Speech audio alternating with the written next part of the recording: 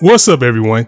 It's your boy Scott. Welcome to the Scott Report, and today we're here to talk about Yoroi Shinden Samurai Troopers Episode 5, aka Ronin Warriors. And before we get into this episode, I want to say that, disclaimer, this recap video is probably really just going to be me rambling because I'm running into what I always feared as a content creator, and that's with me not only working full time, but also being married. A lot of times I don't get all the time that I need to focus on a 24 episode series, and I gotta drop an episode.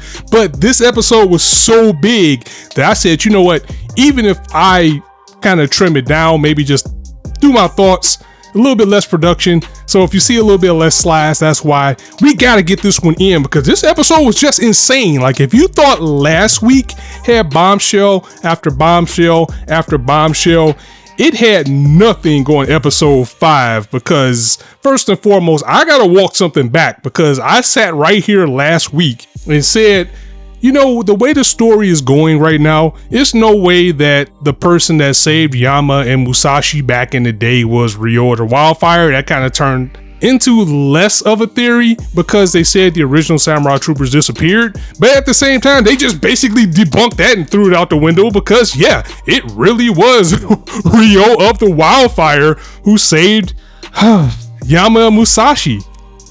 On top of that, not only was he the person that saved them, he was also Ryu's mentor. And this was something that I missed because I thought it was just a design choice, and I didn't think that it actually, connected to the older series. Is that all this time, Ryu's been walking around with the Wildfire crest on his shoulders. And the reason for that is because Ryo actually anointed him as like the new guy. He was like, I want you to take these new Samurai Troopers into the future and surpass me.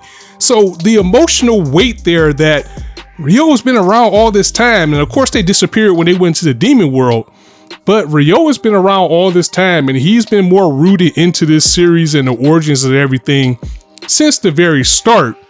But that's just the beginning of things, because we now have it established that Ryo was Ryu's mentor. We also get some more lore on the 3 sacred treasures, as we learn that once all 3 of them are combined, which we still don't know what the 3rd one is yet, the sacred treasures will form what's called the armor of the Supreme Emperor.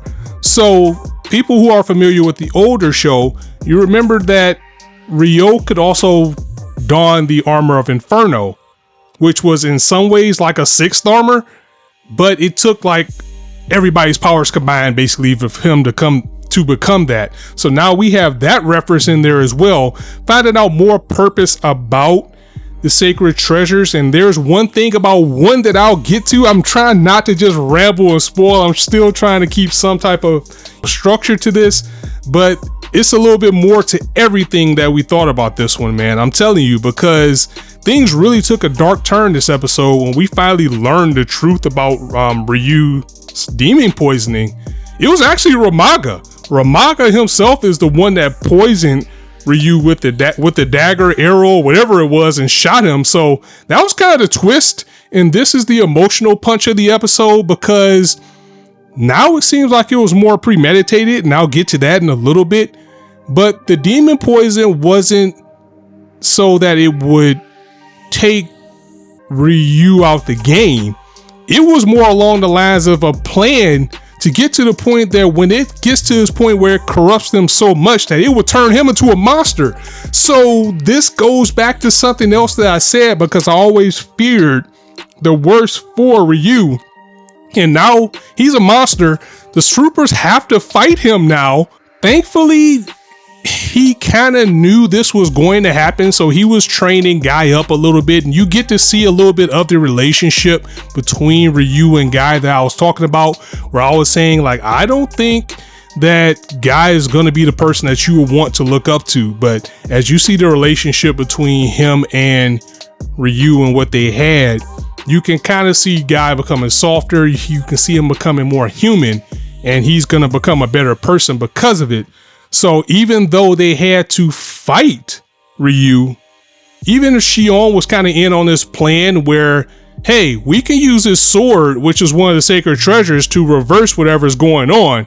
We just gotta pin Ryu down. So everybody comes together to try to stop him and pin him down, only for yeah, Ramaga to be like, oh yeah, about that. You really think that was gonna work? No, actually it's gonna make it worse. So now the poison spreads more. Ryu is on to the upper room. He's out of here. We're one trooper down because we know that you need all 5 troopers in order for them to be at full strength. Now we only got 4. This plan is becoming more and more premeditated, and sounds like Ramaga has always been one step of the game, ahead of the game. Now, I also said last week that, come on now, Shion is either going to be the 6th trooper, or if worse come to worse, something happens to Ryu, he could step in because he created the armor gears, so he could very well use it. Well, it looks like that will end, in theory, ended up being 100% true. I mean, we haven't seen Shion don it yet, but we know he can. But the fact that we lost the character, I mean, as soon as they showed Ryu, and I keep getting them confused with saying Ryo, that's why I'm hesitating a little bit when I say it. When they showed him like with the pills and him being sick, I was like, all right, we're not going to have him the whole series. I mean, I hope we do, but it was a high possibility that was going to happen. But yeah, that was crazy. But if you thought that was the end, my friends, it is not, because the episode just pulls the rug from under us. As I also said last week, that with Ramaga being on the field now and revealing himself, this is when the episode was going to take a turn. And boy, did it take a turn, because we get the reveal of who Ramaga is and everything starts to fall into place. And I just need you guys to just chill out for a bit. Are you ready? Ramaga is actually freaking Ryo the Wildfire. Like, are you kidding me? Like, what's going on right now? Again, something that we said last week, I was like, okay, the troopers, if they never came back, then they probably got taken over. But I did not think that Ryo was going to end up being the big bad of this series. Now, do I really believe he's the true big bad? No. I'm crazy enough to think that Talpa is probably behind all of this. Either that, or he's not the real Ramaga. He's probably a stand-in. We also got the thing that, remember that Ramaga was trying to take Guy's body.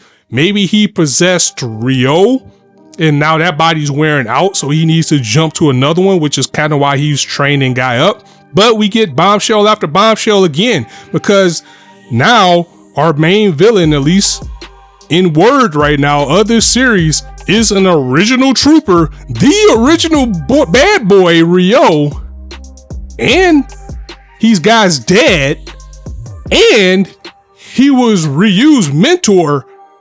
So going back to us saying that Ramaga poisoning Ryu was probably a plan, because he knew how this was crack the very center of the new Samurai Troopers all along. And yeah, this episode was just insane. It's like I had a lot going on, but I was like, I could not miss talking about this episode for the people. I had to get that out there for you guys, because this is just crazy. And a lot of us speculated that the original troopers might be possessed or sealed away or corrupted or something in the demon world. But this is something else entirely. Like, this is just identity theft at this point. And if Ryo is possessed, and he was probably the strongest of them all, what happened to the other 4? Oh man. Yoroi Shinden Samurai Troopers, once again, just upping the ante every week. I mean, at first I was kind of worried about it, but if they keep pumping out quality like this is just going to be insane, as I am now in at the longest video yet for this one. But I told you guys at the beginning, I'm probably just going to be rambling because I just need to get this out. But guys, this is crazy. Let me know what you thought of this episode in the comments below. Let me know some of your thoughts. Let me know some of your theories. Again, me personally, I don't think that Ryo is the main bad guy, but if he is, that's insane. I'm going to go ahead and get up out of here. I'll catch you guys next week. So as I always say, be sure to go ahead and hit that like button if you like what's going on around here, and be sure to hit that bell so you can know when the videos drop. Hit the subscribe button and all that good stuff, because it really does help the channel. And also follow your boy on Twitch at The Scout Report for some weekend gaming goodness of various varieties. And I'm going to go ahead and get up out of here. So as I always say, you guys can be anywhere on YouTube right now. but you chose to listen to me, and I really appreciate that, so thanks for stopping by. On that note, it's your boy Scott signing out. See you soon.